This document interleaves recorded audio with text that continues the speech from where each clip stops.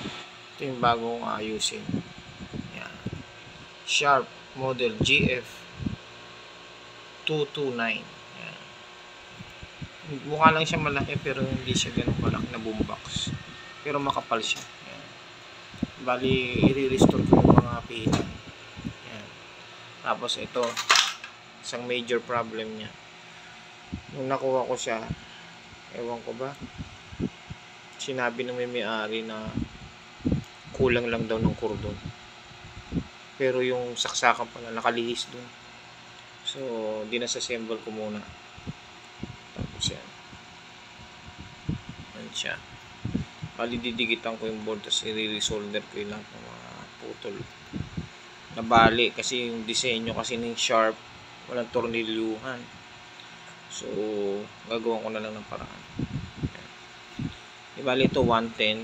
Tapos maganda naman siya, complete station siya. Yan. Tapos dito ito yung selector. Yan. Selector niya AM FM. Tapos ito hindi ko mabasa kung ano itong mga to, kung treble bass something. Yan. Tapos yung mga selector switch dito. Kung okay naman, kailangan lang siguro cleaning. Yung tape, hindi ako sure kung okay pa siya. Pero ayun, yan siya. Mukhang makinis pa siya kasi tingnan mo. Ganda pa nung mga ano pa. Ito kulang na pitan. Ngayon hanapan ko. Yan. Ito yung chrome niya. Okay pa. 12 inch yung 12 cm yung pinaka woofer niya. Dalawa. Tapos may tweeter siya. Medyo yung tweeter niya kasi hindi siya tweeter talaga. Tweeter lang na condenser. Yan.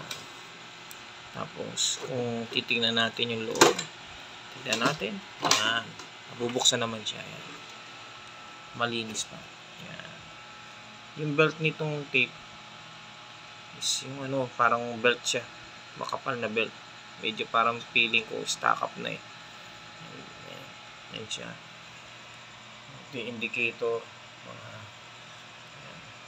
Medyo Japanese kasi yung sulat kasi galing Japan to. Pero maganda. Complete station. Go 108. Yan siya. So, yun lang. Bali, pag ano, iaano ko sa reels to. Pag tapos na siya, testingin ko kung okay na siya. Thank you.